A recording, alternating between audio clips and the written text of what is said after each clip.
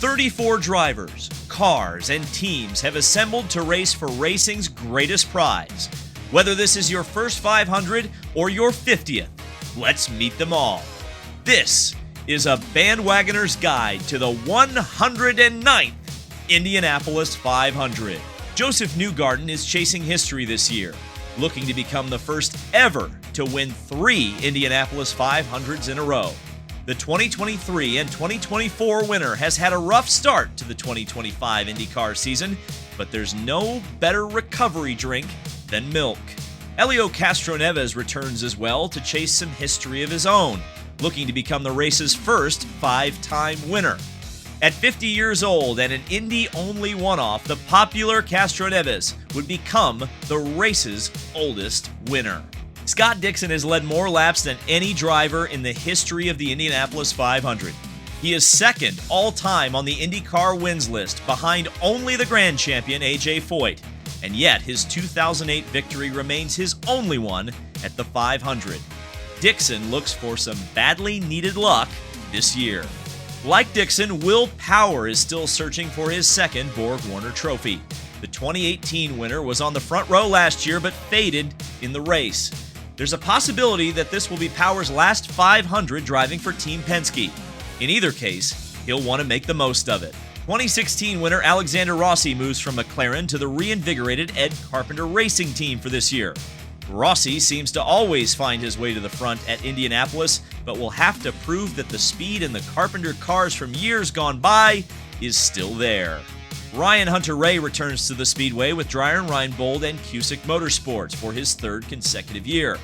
RHR won the dramatic 2014 race, and now 11 years on, he still looks for his second taste of milk. Takuma Sato appeared to have one of the fastest cars in testing in April, before a dramatic Turn 1 crash forced the Rahal team to prepare a backup car for the 2-time winner. Sato's motto, "No attack, no chance," means he's usually in the hunt at the Speedway.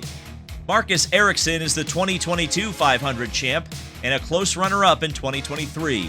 But Ericsson struggled to qualify for the race last year and has had lackluster results since his move from Ganassi to Andretti Global. Ericsson looks to regain his winning form this year. Nolan Siegel returns to the Speedway, having failed to qualify last year in his first attempt. Siegel joined Arrow McLaren midway through last season and is the protege of 2013 500 winner and Arrow McLaren team principal Tony Kanaan. Robert Schwartzman looks to become the first Israeli-born driver to qualify for the 500. Schwartzman found success last year in the World Endurance Championship, winning at Circuit of the Americas for Ferrari.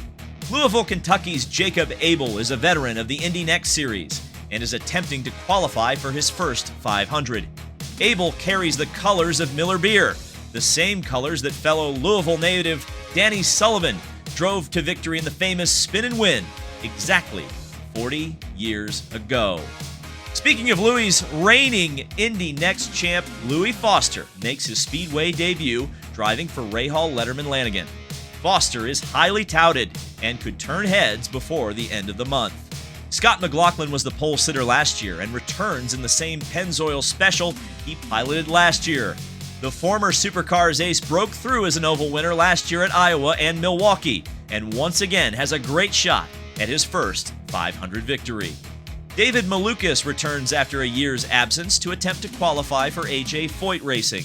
Malukas was originally slated to drive for Arrow McLaren in last year's 500, until a preseason wrist injury led to him being sidelined and eventually let go from the team without ever making a race start. Lil Dave has a point to prove. After another heartbreaking runner-up finish last year, crowd favorite Pato O'Ward returns to the Speedway for another shot at immortality. The immensely popular Mexican driver draws a crowd wherever he goes, was featured in a Super Bowl ad, and sometimes even appears on a billboard or two. A McLaren driver hasn't won the Indianapolis 500 since Johnny Rutherford did it in 1976. Christian Lundgaard moves from the Rahal Letterman Lanigan team to Arrow McLaren this year. Over the first 5 races of the season, Lundgaard has shown the same impressive pace he showed at Rahal and is a contender in the point standings. This year, he can prove he's a contender at the 500 too. Kiffin Simpson returns for his sophomore 500, again with Chip Ganassi Racing. The only driver in history from the Cayman Islands to qualify for the 500, Simpson has begun to find real pace in his Ganassi Honda. Can Kiff Dog translate that success to the world's greatest race? Alex Palou is on one of the greatest winning runs in IndyCar history. Absolutely without equal in 2025, Palou has won 4 out of the first 5 races, and the one he didn't win was a second-place finish at Long Beach.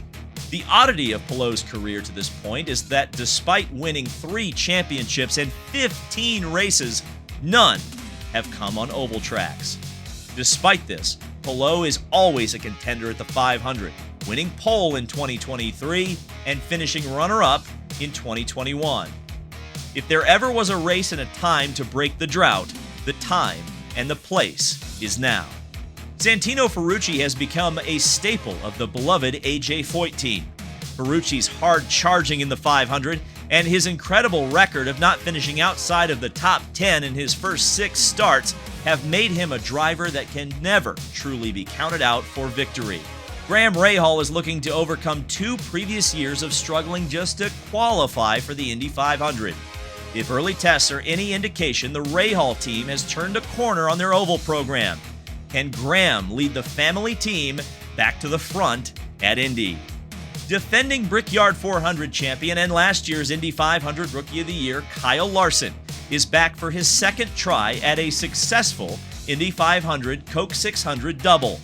Last year, rain that delayed the start of the 500 meant that Larson had to choose to race in Indy rather than fly to Charlotte for the start of the 600, a move that did not impress the NASCAR faithful. This year, Larson is fully committed to NASCAR. If it rains at Indy, Larson will be on a plane heading south, and in his place, starting at the back of the grid, will be 2013 Indianapolis 500 champion Tony Kanaan. Rinus VeeKay was a late addition to Dale Coyne Racing before the season started, but has performed incredibly well. The Flying Dutchman holds down 10th place in the points standings and looks to make a mark on a track where he has always shown incredible speed. VeeKay has started on the front row, led the race, but never been in contention at the end. He's looking to change that this year. Christian Rasmussen was so spectacular last year as a rookie at the 500 that many consider him to be the true Rookie of the Year, not Kyle Larson. Rasmussen returns to Ed Carpenter Racing for his second try at the 500, and he could be a true dark horse if the cards fall right. Fox Sports pit reporter extraordinaire Jack Harvey returns to the 500 after a year's layoff. Last year, Jack Harvey was coaching young Nolan Siegel. This year, he brings his expertise back to the cockpit of a race car for Dreyer Reinbold. Harvey's greatest Speedway moment to date was a last-minute qualifying effort, which bumped his teammate Graham Rahal from the starting grid in 2023. Harvey looks for a little less drama in qualifying this year. Could this be the last Indy 500 for some time for Colton Herta, as the shadow of Cadillac's new Formula One program looms large over his career? Herta was fast last year but crashed in Turn 1 while running second. He and the Andretti Global team are paying tribute to the late Dan Weldon, who won the 500 in car 26 20 years ago. Kyle Kirkwood is a driver who has already shown a knack for racing at the Brickyard. Kirkwood, the only driver not named Alex Palou to win an IndyCar race this year, always seems to sneak towards the top 5 at the end of the 500. With 2-time Indy 500 winning strategist Brian Herta, Colton's dad, on the pit stand, Captain Kirk can never be counted out. After a year in GT cars, Devlin DeFrancesco is back in an IndyCar. Devlin has always been solid at the Speedway, with a seemingly resurgent Rahal Letterman Lanigan team and sponsor Dogecoin at his side. DevDog might have something to bark about at the end of 500 miles. Owner-driver Ed Carpenter has made 21 previous starts and has yet to win the 500. He got very close in 2018, scoring the pole position and second place in the race. Paired now with his friend Alexander Rossi and young Charger Christian Rasmussen, Carpenter looks to recapture the old magic one last time. Felix Rosenqvist has shown race-winning pace in the 500 before. Last year, he was the fastest qualified Honda before that engine blew up. The Swede has contended for victories here in the past, and Shank Racing's new arms-wide-open technical partnership with Chip Ganassi Racing might be the final piece for Fast Felix's Indy 500 puzzle. You might consider Marcus Armstrong to be attempting to qualify for his second rookie 500. The New Zealander got one corner of green flag racing last year before his engine expired. Armstrong is a fast learner, and under the guidance of experienced teammates like Rosenquist and Castroneves, he should be in contention on a race day. Few drivers can drive the local Indiana crowd into a frenzy like Noblesville, Indiana native Connor Daly.